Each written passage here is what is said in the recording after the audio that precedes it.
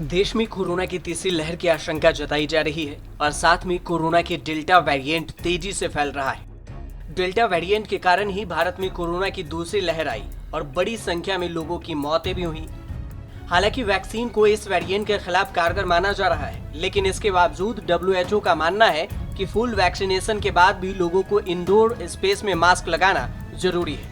लेकिन ऐसा क्यों कहा जा रहा है, यह जानना बेहद जरूरी है।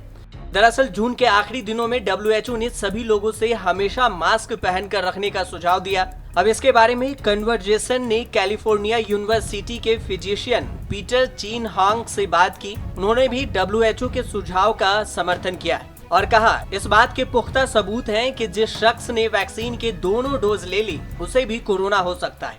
हालांकि ऐसे मामले बेहद कम देखने को मिलते हैं, लेकिन इसकी आशंका से इनकार नहीं किया जा सकता है।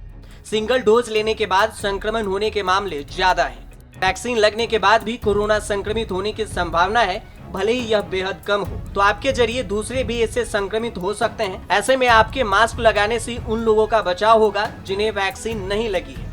इसमें 12 वर्ष से अधिक उम्र के बच्चे शामिल हैं, जिनके लिए अभी तक वैक्सीन उपलब्ध नहीं है। भारत में 12 से 18 साल के बच्चों के लिए जायडस कैंडिला की वैक्सीन जल्द उपलब्ध हो सकती है।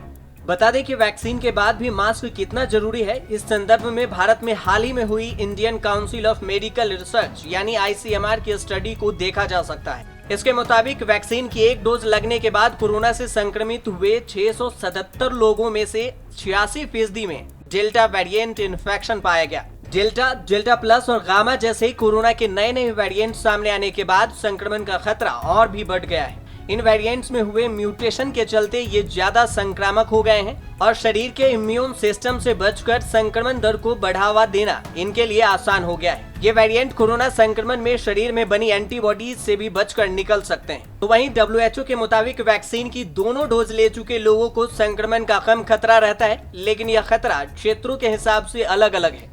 ऐसे इलाकों में जहाँ पर वायरस के संक्रमण का खतरा ज्यादा है और वैक्सीन लगाने की दर कम है, वहाँ पर वैक्सीन लगे लोगों को संक्रमण का खतरा बढ़ जाता है। उसकी तुलना में जिस कम्युनिटी में वायरस का संक्रमण पहले से कम है, वहाँ पर वैक्सीन लगे लोगों को संक्रमण का खतरा कम रहता है।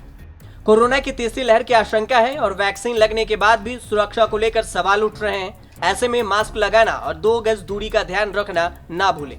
इसके साथ आप खुद को भी सुरक्षित रख सकते हैं, साथ में दूसरे को भी सुरक्षित कर सकते हैं।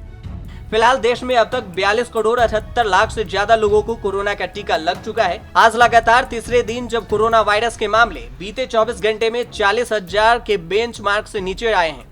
देश में कुल मामलों की संख्या 3 करोड़ 13 लाख 71,901 हो गई है। वहीं इस दौरान देश में 553 लोगों की 24 घंटे में इस बीमारी से मौत हुई और इसके साथ ही अब तक देश में 4,20,551 लोगों की कोरोना के कारण जान जा चुकी है। न्यूज तक ब्यूरो।